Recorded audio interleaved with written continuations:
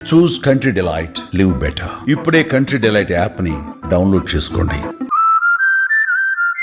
నమస్తే, welcome to Suman TV. నేను మీ Sai Bhairi. Game changer సినిమాకి సంబంధించి దిల్ రాజు సోదరుడు ప్రొడ్యూసర్ శిరీష్ చేసినటువంటి కామెంట్స్ ఇప్పుడు తీవ్ర దుమారం రేపుతున్నాయి. ఇటు రామ్ చరణ్ అభిమానులు, మెగా అభిమానులందరూ కూడా తీవ్ర ఆగ్రహానికి గురవుతూ ఈ యొక్క అంశాన్ని సీరియస్గా తీసుకున్నారు. ఈ నేపథ్యంలో ఇటు రెండు వర్గాల మధ్య, అటు ప్రొడ్యూసర్ వైపు నుంచి, ఇటు రామ్ చరణ్ వైపు నుంచి కూడా కొన్ని రకాల కామెంట్స్ కూడా వినిపిస్తున్నాయి. అసలు ఏం జరిగింది ఇద్దరి మధ్య, అంటే ముఖ్యంగా రామ్ చరణ్ అభిమానులు ఇంత ఆగ్రహానికి గురి కావడానికి గల కారణాలు ఏంటి, అసలు వారేం మాట్లాడారో శిరీష్, దీనికి సంబంధించిన పూర్తి వివరాలు కూడా మనం డిస్కస్ చేద్దాం. మనతో పాటు సీనియర్ ఫిలిం జర్నలిస్ట్ ప్రభు గారు ఉన్నారు. సార్ నమస్తే. నమస్తే. సో ఈ విషయం అంతా సోషల్ మీడియాలో హల్చల్ చేస్తుంది నిన్నటి నుంచి. దానికంటే ముందు అటు రామ్ చరణ్ అభిమానులకు సంబంధించి ఒక లేఖ కూడా విడుదల చేశారు. శిరీష్ చేసినటువంటి కామెంట్స్కి సంబంధించి ఒక రకంగా హెచ్చరిక అన్నట్టుగానే టైటిల్ పెట్టారు. ఆ లేఖను ఒకసారి చూసిన తర్వాత మనం ఈ డిస్కషన్లోకి వెళ్ళేటువంటి ప్రయత్నం చేద్దాం. దీంట్లో సార్ ముందుగా global star Ram Charan fans అనేటువంటి ఒక టైటిల్ తోటి, ఒక లెటర్ హెడ్ ప్యాడ్ తోటి మనకి ఇది ఇచ్చినట్టు కనపడుతుంది. ఇది గమనిక కాదు, చివరి హెచ్చరిక. సినిమా అనేది ఒక బిజినెస్, దానిలో లాభాలు వస్తాయి, నష్టాలు వస్తాయి అని అందరికీ తెలుసు. మీ ప్రొడక్షన్ హౌస్లో మీరు చేసే సినిమాలన్నీ మీ వల్లే విజయాలు, మీ వల్లే లాభాలు వస్తాయని చెప్పుకునే మీరు ఒక సినిమా నష్టపోవడానికి అది అందరికీ ఆపాదించడం ఎంతవరకు సమన్యాయం? దాంతో ఇంకొక పాయింట్లు ఇస్తూ వాళ్ళు క్వశ్చన్స్ రైజ్ చేశారు. నెంబర్ వన్ నేను ఒకటే టైంలో 14 రీల్స్ సంస్థ హీరో గురించి ఒక్కసారైనా మాట్లాడారా అనేటువంటి ప్రశ్న. అలాగే రెండో ప్రశ్న కింద చూస్తే, మైత్రి బ్యానర్లో ఫ్లాప్స్ వచ్చినప్పుడు ఎక్కడైనా ఎవరైనా హీరోల గురించి సంభాషించారు. మూడో ప్రశ్న, సైంధవ్ ఫెయిల్ అయ్యాక ఆ నిర్మాత వెంకటేష్ గారి గురించి ఎందుకు ఒక్క మాట కూడా మాట్లాడలేదు. నాలుగో పాయింట్ వస్తే, సంక్రాంతికి వస్తున్నాం అనేటువంటి సినిమా హిట్ అయినటువంటి తర్వాత వెంకటేష్ గారికి ఎంత ఇచ్చారు? ముందు మాట్లాడుకున్నంతే ఇచ్చారా? హిట్ అయింది కాబట్టి ఎక్కువ ఏమైనా ఇచ్చారా? ఐదో పాయింట్, దర్శకుడు శంకర్ ఉన్నాడు అని వెళ్ళింది ఎవరు? 1 సంవత్సరం అంటూ 3 సంవత్సరాలు వృధా చేసింది ఎవరు? ఆరో పాయింట్, RRR తర్వాత మీతో సినిమా చేసిన హీరో మీద మీరు విషం చిమ్మడం కరెక్టేనా? మా అభిమానులు 3 ఏళ్లుగా ఓ సినిమా కోసం ఎదురు చూసి అది కూడా ఫ్లాప్ అయ్యిందని మానసిక క్షోభతో ఉన్నారు. మీరు మాత్రం ప్రతిరోజు ఇదే విషయాన్ని మీద మాట్లాడుతూ హీరో గురించి, సినిమా గురించి విషం చిమ్ముతూనే ఉన్నారు. ప్రతి ప్రెస్ మీట్లో, ప్రతి ఇంటర్వ్యూలో పదే దీని గురించే చర్చిస్తూ మమ్మల్ని బాధకు, కోపానికి గురి చేస్తున్నారు. ఇదే చివరి హెచ్చరిక అనేటువంటి ఒక సారాంశంతో లెటర్ని విడుదల చేసినటువంటి పరిస్థితి. వీరు మొదటగా ఈ అభిమానుల పేరుతో వచ్చినటువంటి ఈ లెటర్లో వారు ప్రస్తావించినటువంటి అంశాలు నిజమే అంటారా? అంటే ఇప్పుడు ఈ హీరోలందరూ ఈ ప్రస్తావన, మహేష్ బాబు ప్రస్తావన, వెంకటేష్ ప్రస్తావన, మైత్రి మూవీ బ్యానర్స్ గురించి, వీటన్నిటి గురించి చేసి ప్రస్తావన చేశారు కదా. అయితే ఆ సందర్భాల్లో ఏ హీరో అయినా ఒక సినిమా జయాపజయాలను ఎంతవరకు అతని బాధ్యత ఉంటుంది అనేటువంటి విషయాన్ని కనుక మనం చూసుకుంటే, ఏ సంస్థ కానీ, ఏ నిర్మాత కానీ నా హీరో కారణం ఈ ఫెయిల్యూర్కి అనేది చెప్పేటువంటి అవకాశం లేదు. ఇటు వీళ్ళు కూడా ఆ మాటని చెప్పలేదు. ఫెయిల్యూర్కి కారణాన్ని తను ఇచ్చేసి రామ్ చరణ్ కారణం అనేటువంటి విషయాన్ని చెప్పలేదు. కానీ పదే ఆ ప్రస్తావన తీసుకొస్తూ అనవసరంగా ఆ ఇంటర్వ్యూస్, మొన్న దిల్ రాజు గారు ఈ సినిమా ప్రమోషన్లో భాగంగా రేపు జూలై 4th రిలీజ్ కానున్నటువంటి ఆ సినిమా తమ్ముడు ప్రమోషన్స్లో భాగంగా ఇంటర్వ్యూలు ఇస్తూ వస్తున్నారు. ఆ ఇంటర్వ్యూలో అనివార్యంగా ఈ ప్రస్తావన వస్తుంది. నేను ఇంటర్వ్యూ చేశానండి. ఇంటర్వ్యూ చేసిన టైంలో ప్రభు గారు దయచేసి గేమ్ చేంజర్ గురించి మాట్లాడకండి, ఎప్పటికే ఎక్కువగా ఏం అడగండి, ఎక్కువ అయిపోయింది దాని గురించి మాట్లాడటం అనేది, వద్దదిగా అయిపోయింది, ఒక chapter is close, that's all అని దిల్ రాజు గారు చెప్పారు. అయితే ఇంతలో శిరీష్ ఇచ్చినటువంటి ఇంటర్వ్యూ మాత్రం ఈ దుమారానికి కారణమైంది. ఆ ఇంటర్వ్యూలో తను మాట్లాడుతూ మమ్మల్ని ఎవరు పట్టించుకోలేదు, హీరో కానీ డైరెక్టర్ కానీ పట్టించుకోలేదు అనేటువంటిది, సినిమా ఫెయిల్ అయిన తర్వాత మమ్మల్ని ఇది చేయలేదు అనేటువంటి మాట మాట్లాడటంతో అభిమానులు నిజంగా రియాక్ట్ అయ్యారు. There is a very reason for that. వాళ్ళ కోపంలో ఇదేం లేదు. ఎందుకంటే ఏ సినిమా రిలీజ్ అయ్యి ఫెయిల్యూర్ అయినా సరే, ఏదే జరిగినా సరే, దానికి సంబంధించిన రిజల్ట్ని బట్టి, ముఖ్యంగా ఇలాంటి ఒక అనూహ్యమైన డిజాస్టర్ ఎదురైనప్పుడు హీరో మీకు ఎంతవరకు కోఆపరేట్ చేశాడా లేదా అనేటువంటిది 3 సంవత్సరాల పాటు తన టైం డెడికేట్ చేసి RRR లాంటి ఒక పెద్ద హిట్, గ్లోబల్ హిట్ తర్వాత మీకు డేట్స్ ఇచ్చిన తర్వాత మీరు డేట్స్ ఇస్తే ఆ సినిమాని అవుట్డేటెడ్ పర్సన్, నిజంగా శంకర్కి అనకూడదు, అతను ఒక గొప్ప డైరెక్టరు, ఇండియా మొత్తం కూడాను, మనం పాన్ ఇండియాని ఈ రోజున మాట్లాడుకుంటున్నాం, ఆ రోజునే పాన్ ఇండియా సినిమాలు తీసినటువంటి గొప్ప డైరెక్టర్ అతను. కానీ ఒక స్టేజ్ దాటిన తర్వాత చిప్పు చిట్లిపోయింది అనేటువంటి డౌట్ వచ్చేస్తుంది. ఇంకొక అంశం కూడా వైరల్ అవుతుంది సార్ సోషల్ మీడియాలో. ఫ్యాన్స్ అంటున్నటువంటి ఒక ఎలిగేషన్ ఏంటంటే శంకర్ గారికి ముందు సినిమాకి సంబంధించినటువంటి అడ్వాన్స్ ముందే ఇచ్చేసి లాక్ అయిపోయారు కాబట్టి తప్పని పరిస్థితుల్లో రామ్ చరణ్ కూడా కొనసాగిస్తూ ఈ సినిమా ముందే తెలిసినా కూడా పూర్తి చేశారు. ఎట్లా తెలుసుద్ది? ముందు ఎలా తెలుసుద్ది? శంకర్ ఇంత చెత్త తీస్తాడని చెప్పాడు నా కలగంటాడా? శంకర్ లాంటి డైరెక్టర్, ఇంత హై ఇండియా లెవెల్లోనే ఒక గొప్ప పాపులారిటీ ఉన్న డైరెక్టర్ ఇంత అబ్సర్డ్ ఫిలిం తీస్తాడని ఎవడు ఊరికి ఊహించడు. కానీ కొన్ని సందర్భాల్లో పరిస్థితులు చేజారిపోతుంటాయి. చేజారిపోయిన తర్వాత ఇక్కడ వచ్చిన తిప్పలల్లా ఇప్పుడు ఒక సినిమా ఫెయిల్ అవుతుంది, success is all part of the game. కానీ మమ్మల్ని ఎవరు పలకరించలేదంటే మీరు పలకరించారా రామ్ చరణ్ని? ఏ హీరో అయినా ఫెయిల్ అయిన తర్వాత పోయి మొహం చల్లని తనమే వస్తుంది ఎవరికైనా సరే. ఎవరికైనా మొహం చల్లదు. అయ్యో ఇంత RRR తర్వాత ఇంత పెద్ద ఇదిలో ఉన్నటువంటి హీరోకి మనం డేట్స్ తీసుకొని ఇలా చేసామని మీరేమైనా సానుభూతిగా ఆయన పలకరించారా? ఆయన మాత్రం మిమ్మల్ని పలకరించి ఏం చెప్పాలి, మీకు ఏం సానుభూతి చెప్పాలి మీకు? ఆ విషయాన్ని అనవసరంగా ప్రస్తావించి సిరీస్ చేసినటువంటి ఇది ఈ రభస కారణం అయిపోయింది. ఒకవేళ భారీ హిట్ అయినా కూడా 100 కోట్ల మూవీ 500 కోట్లు సాధించినా కూడా హీరోకి రెమ్యునరేషన్ డబుల్ అయితే ఇచ్చిన పరిస్థితులు గతంలో కూడా లేవు కదా. ఏదో గిఫ్ట్లు ఏవో ఇస్తారు, ఇది చేస్తారు. కానీ ఫెయిల్యూర్ అయినంత మాత్రాన దాని గురించి పోనీ నిజంగా ట్రబుల్సమ్ హీరో అయితే కొంతమంది హీరోలు ఉంటారు, నిర్మాతల్ని నాశనం చేసి పెట్టే హీరోలు ఉంటారు కొంతమంది. అలాంటి వాళ్ళు కాదుగా మోస్ట్ కోఆపరేటివ్గా 3 సంవత్సరాల పాటు ఈ సినిమా గురించి వర్క్ చేశాడు. ఆ అతనికి పోయి శంకర్ వెళ్ళి ఆ కోర్టు కేసుల్లో ఇరుక్కొని భారతీయుడు 2లో ఇరుక్కొని ఇది చేయక అది చేయక ఎంత నిర్లక్ష్యపు ధోరణిలో అతను ఆ సినిమాని హ్యాండిల్ చేశారంటే అంత నిర్లక్ష్యంగా చేశారు. ఆ స్థాయి డైరెక్టరు ఇంత డిజాస్టర్స్ సినిమా ఇవ్వటానికి ఏంటి కారణాలు అంటే, ఒక్కొక్క సందర్భంగా కొన్ని సినిమాల విషయంలో సబ్జెక్ట్ రెడీ లేకుండా, కథ ఏది రెడీ లేకుండా, కాంబినేషన్ మాత్రమే సెట్ అయితే సినిమాకి వెళ్ళిపోదాం అనేటువంటి ఇది దిల్ రాజు లాంటి నిర్మాత దగ్గర నుంచి కూడా రావటం చాలా దురదృష్టకరం. మరి ఆయన అట్లా లాక్ అయిపోయారు. ఆయన ఒక్కొక్క సందర్భంలో ఎవ్వరూ ఏమీ చేయలేని పరిస్థితులు ఉంటాయి. ఆ పరిస్థితుల్లో జరిగింది. కానీ దానికి ఇతన్ని కారణాలు చేసి మాట్లాడటం అనేటువంటిది బాధాకరం. ఎందుకంటే ఫ్యాన్స్ చాలా ఇదిలో ఉన్నారు. దాని తర్వాత RRR లాంటి హిట్ తర్వాత 3 సంవత్సరాలు వెయిట్ చేస్తే దానికి ఇదా రిజల్ట్. పోనీ రిజల్ట్ వచ్చింది, మేము నోరు మూసుకు కూర్చున్నాం, మమ్మల్ని పలకరించలేదంటే మిమ్మల్ని పలకరించడానికి ఆయనకున్నటువంటి ఇదేంటి? ఆయన పలకరించిన వాళ్ళు, ఆయనకు సానుభూతి చెప్పిన వాళ్ళు ఆయన ఉన్నారా? తనకి చేయాలి కదా, తనను కూడా మనకి కన్సోల్ చేయాలి కదా, ఆ రిలేషన్ మెయింటైన్ చేయాలి కదా. ఒకవైపు దిల్ రాజు గారు ఏమో నేను రామ్ చరణ్ గారితో ఎట్లాగానే హిట్ కొట్టాలి అని తను బాధపడుతూ తన బాధను వ్యక్తం చేస్తుంటే తిని ఇలాంటి ఒక స్టేట్మెంట్ ఇవ్వడంతో ఆ 2 స్టేట్మెంట్ కాంట్రాడిక్ట్ అయ్యి తమ్ముడు తెచ్చిన తంట ఇది. సో ఇప్పుడు ఒక సీనియర్ ఫిలిం జర్నలిస్ట్గా మీరు ఒకటి చెప్పండి, అసలు గేమ్ చేంజర్ ప్రధానంగా ఇంత డిజాస్టర్ కావడానికి గల కారణాలు ఏమని అనుకుంటున్నారు? సబ్జెక్ట్ ఏ సినిమా అయినా కంటెంట్ ఈజ్ ద కింగ్.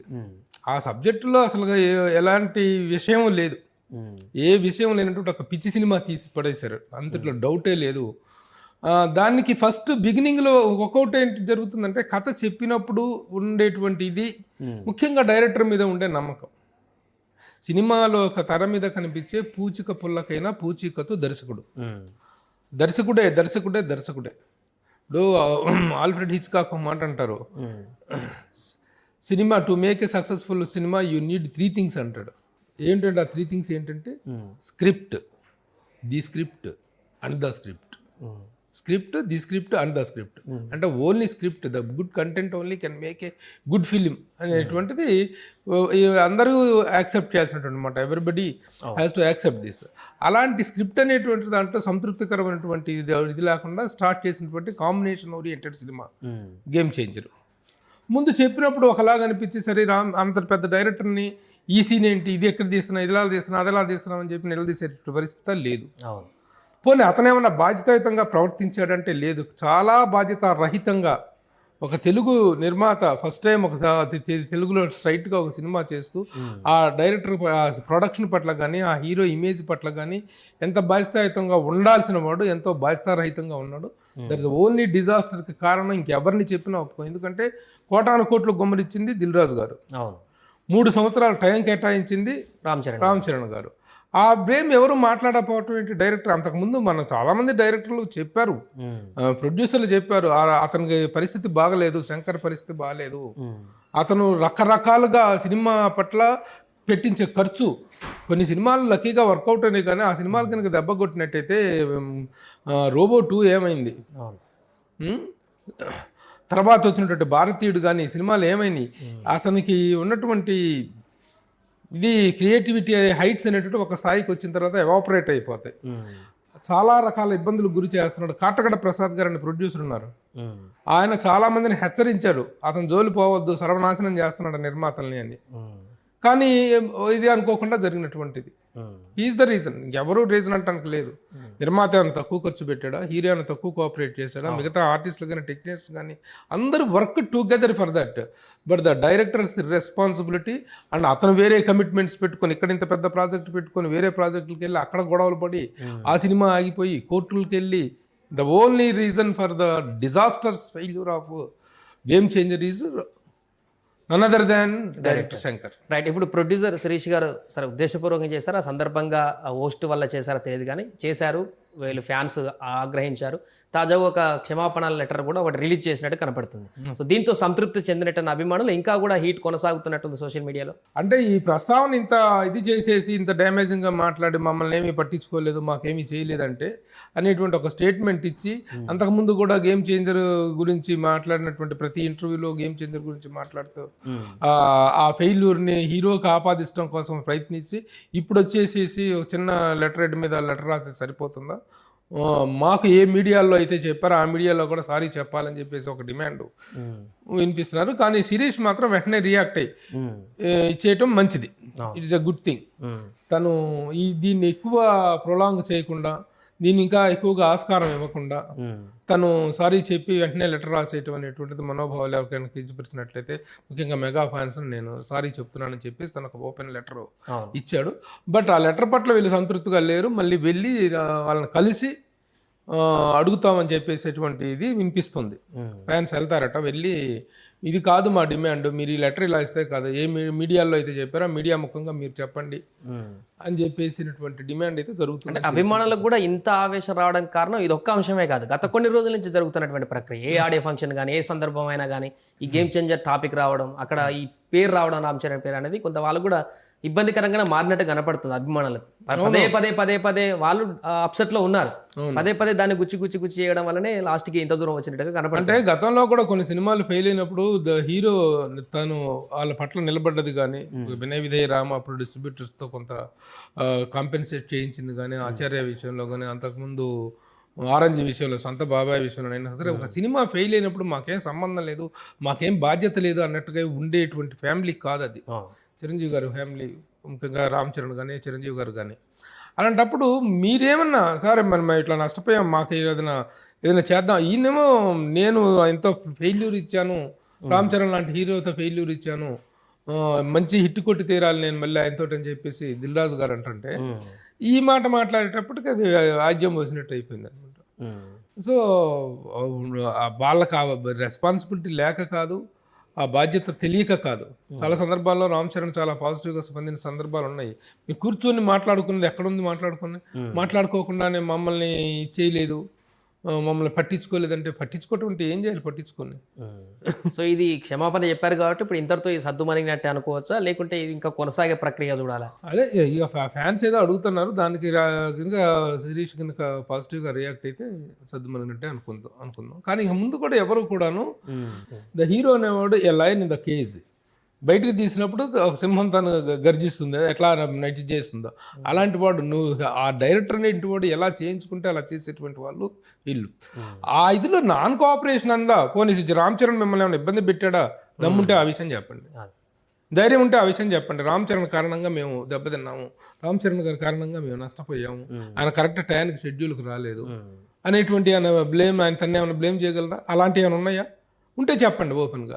అంతేగాని ముసుగులో గుద్దులు అట్లా పెట్టుకొని మేము నష్టపోవటానికి కారణం అని చెప్పేసినప్పుడు పరోక్షమైనటువంటి ఆరోపణలు చేయటం అనేటువంటిది కానీ ఎప్పుడైతే కరెక్ట్ కాదు అది. ఇప్పుడు హీరో నాన్ కోఆపరేటివ్ అయితే చెప్పండి, హీరో ఏమైనా నాన్ కోఆపరేషన్ చేశాడా? ఇప్పుడు యాక్చువల్గా తను చేసిన కోఆపరేషన్ వాల్యూ ఎంతో తెలిస్తే రామ్ చరణ్ నిజంగా ప్రతి ఒక్కళ్ళు అభినందించాలి. ఎందుకంటే అదే స్థాయి హీరో ఒక సినిమా సంక్రాంతికి రిలీజ్ చేస్తున్నప్పుడు పోటాపోటీగా ఇంకొక సినిమా మీ బ్యానర్ నుంచి రిలీజ్ అవుతుంటే దాన్ని యాక్సెప్ట్ చేయటం itself is a very big sacrifice. మీకు తెలుసు ఆల్రెడీ ఈ సినిమాలు ఎట్లాగా దీని కంటెంట్ ఏం లేదు, ఇందులో వీక్గా ఉంది అన్న విషయం మీకు అర్థమైపోయింది.